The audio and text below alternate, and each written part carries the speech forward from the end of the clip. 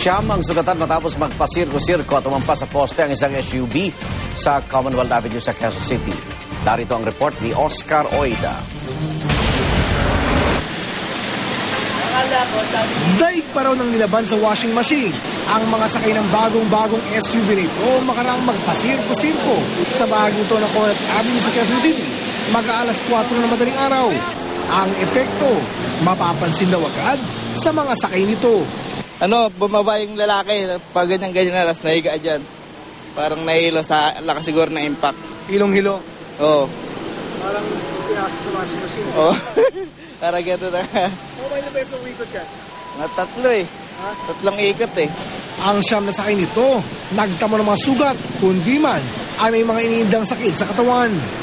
Yung driver, yung dito sa bandang likod, may tama sa ulo, tapos yung babae sa likod.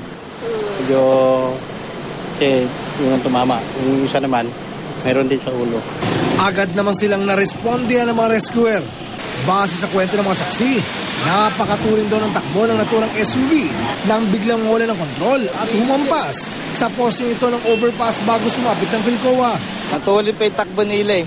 Tapos biglang namareno, kumampas yung likod. Ayon sa mga traffic enforcer, sadyang madulas ang kalsada sa lugar pag ganitong umuulan.